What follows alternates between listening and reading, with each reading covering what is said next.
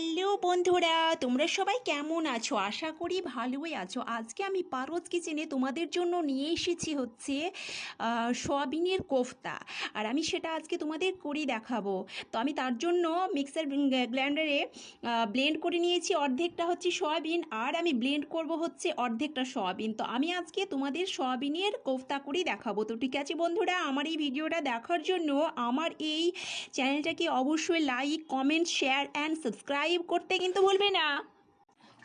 হ্যাঁ, তো আমি সয়াবিনগুলোকে ব্লেন্ড করে নিয়েছি। তার উপর থেকে আমি 4 চামচ মতো দিয়েছি, বেসন দিয়েছি, আর 1 চা চামচ দিয়েছি হচ্ছে কর্নফ্লোর, আর দিচ্ছি হচ্ছে এখানে একটু হলুদের গুঁড়ো, এখানে দিচ্ছি হচ্ছে একটু জিরে আর গোলমরিচের গুঁড়ো, স্বাদ অনুযায়ী লবণ দিচ্ছি, এখানে দিব হচ্ছে কাঁচা লঙ্কা, আর এখানে দিচ্ছি হচ্ছে এইভাবে আমি পেঁয়াজ কুচোনো। এগুলো সমস্ত আমি এই যে উপকরণগুলো দিলাম, এই যে সয়াবিনের এই যে ব্লেন্ড করা যে মিশ্রণটা থাকলো সেই দিয়ে আমি এবার কোফতার শেপে তৈরি করব। তারপর আমি কোফতাগুলোকে ফ্রাই করব।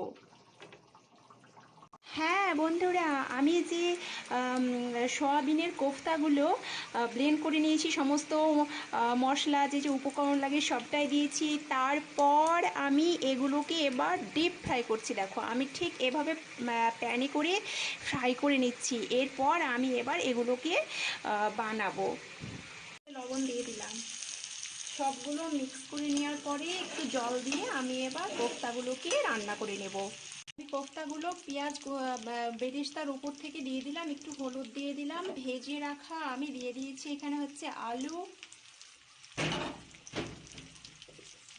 এখানে দিয়ে দিলাম হচ্ছে জিরে গোলমরিচের পেস্ট, এখানে দিয়ে দিচ্ছি হচ্ছে আদা রসুনের, গরম মশলাটা দিয়ে দিলাম উপর থেকে।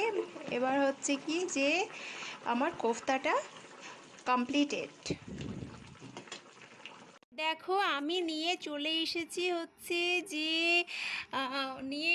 সেটা হচ্ছে যে আলু আর সয়াবিনের কোফতা। তো আমি আজকে এই যে কোফতাটা বানিয়েছি, এই কোফতাটা আলু দিয়ে আমি এটাকে রান্না করেছি। তো আমার এই সয়াবিনের কোফতাটা তোমাদের কেমন লেগেছে সেটা আমার কমেন্টস করে জানাবে।